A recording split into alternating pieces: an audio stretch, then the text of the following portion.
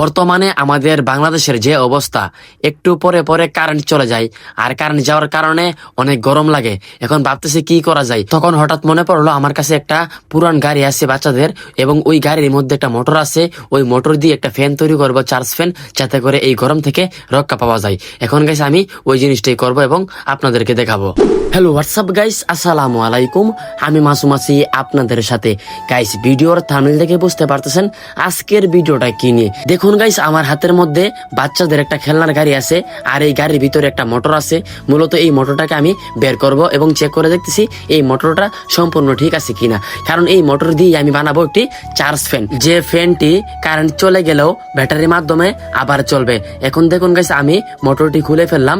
এখন আমি চার্জারের মাধ্যমে এটা চেক করে দেখবো এই ফ্যানটি বা মোটরটি কতটুকু স্পিডে ঘুরে। দেখুন গাইস, আমি চার্জারের মধ্যে লাগানোর পর এই মোটরটি কিভাবে ঘুরতেছে আমার কাছে অনেক ভালো লাগতেছে।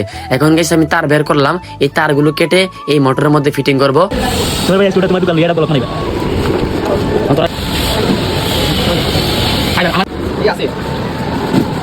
গতকাল রাত্রে আমাদের কাজটা সম্পূর্ণ হয়নি, এখন আবারও আমরা নতুন সিস্টেম করতেছি মোটরটা লাগানোর জন্য। টিউব আছে না কাকা? টিউব টিউব নেন থেকে। এইখান থেকে টিউব নেওয়ার কারণ হলো আমরা যে স্ট্যান্ডটি বানিয়েছিলাম সেই স্ট্যান্ডটি সম্পূর্ণ লোহার, এই যে দেখুন। আর এই লোহা থাকার কারণে এইখানের মধ্যে যেন কারেন্টে আর্থিং বা শর্ট না করে, ওই কারণে আমরা টিউব কেটে নিয়ে আসলাম। এখন এইখানের মধ্যে আমরা ভালো করে এই টিউবের মাধ্যমে এই মোটরটিকে আমরা ফিটিং করব।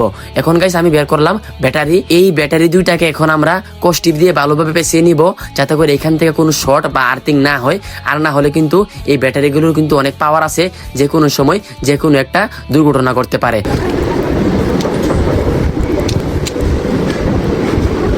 আমরা যে প্রথমে যে টিউব নিয়ে আসছিলাম ওই টিউব এখন আমাদের স্ট্যান্ডের মধ্যে ফিটিং করব।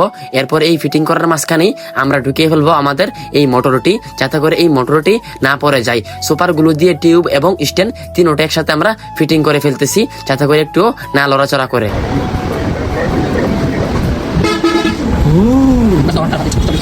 মোটর ফিটিং করা শেষ, এখন আমাদের ব্যাটারিটি এইখানের মধ্যে ফিটিং করব।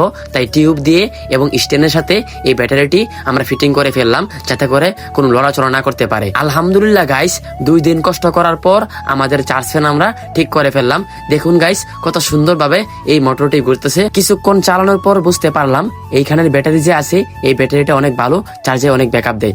তো গাইস আজকের ভিডিওটা এই পর্যন্তই। যদি আমার ভিডিওগুলো আপনাদের কাছে একটু ভালো লাগে থাকে তাহলে অবশ্যই আমার আইডিটাকে ফলো দিয়ে এবং আমার ইউটিউব চ্যানেলটাকে সাবস্ক্রাইব করে পাশে থাকবেন। ধন্যবাদ সবাইকে, আল্লাহ হাফেজ।